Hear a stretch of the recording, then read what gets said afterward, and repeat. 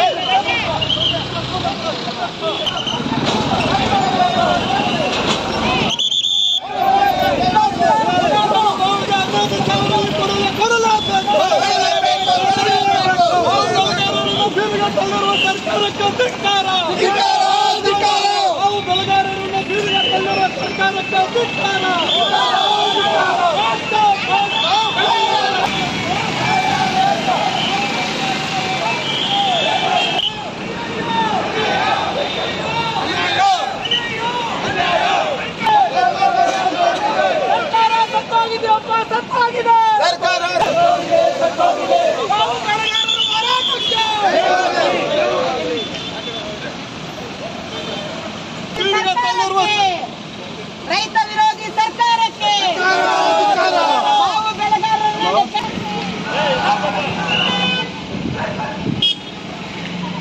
ಕೇಂದ್ರ ಸರ್ಕಾರದ ಹಣ ನೀಡಲೇಬೇಕು. ಕೇಂದ್ರ ಸರ್ಕಾರದ ಹಣ ನೀಡಲೇಬೇಕು. ರೈತ ವಿರೋಧಿ ಕಾಂಗ್ರೆಸ್ ಸರ್ಕಾರಕ್ಕೆ ರೈತ ವಿರೋಧಿ ಕಾಂಗ್ರೆಸ್ ಸರ್ಕಾರಕ್ಕೆ ಕೋಲಾರ ಜಿಲ್ಲಾ ಎಂಎಲ್ಎಗಳಿಗೆ ಕೋಲಾರ ಜಿಲ್ಲಾ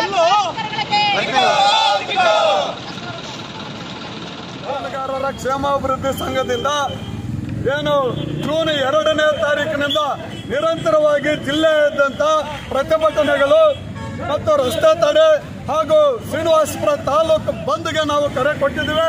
ಇದು ಯಾವುದಕ್ಕೂ ಕೂಡ ಕರ್ನಾಟಕ ರಾಜ್ಯ ಸರ್ಕಾರ ಬಗ್ಗಲಿಲ್ಲ, ಬೆಂಬಲ ಬೆಲೆ ಘೋಷಣೆ ಮಾಡಲಿಲ್ಲ.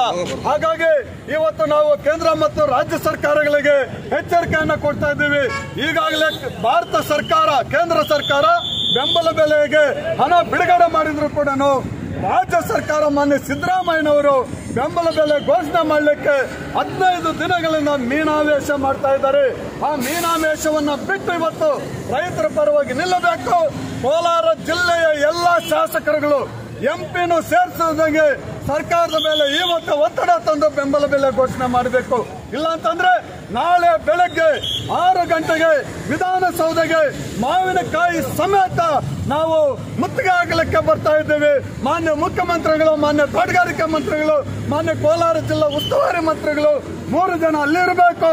ಅದೇ ರೀತಿ ನಮ್ಮ ಜಿಲ್ಲೆಯ ಶಾಸಕರುಗಳಿಗೆ ಸರ್, ಅವರು ನಿಮ್ಮ ರಾಜಕೀಯ ಚುನಾವಣೆಗಳನ್ನ ಬಿಟ್ಟು ಇವತ್ತು ವಿಧಾನಸೌಧಕ್ಕೆ ನಮ್ಮ ರೈತರ ಪರವಾಗಿ ಬರಬೇಕು ಅಂತೇಳಿ ಎಚ್ಚರಿಕೆಯನ್ನು ಮಾಡ್ತಾ ಇದ್ದೀವಿ ಸರ್.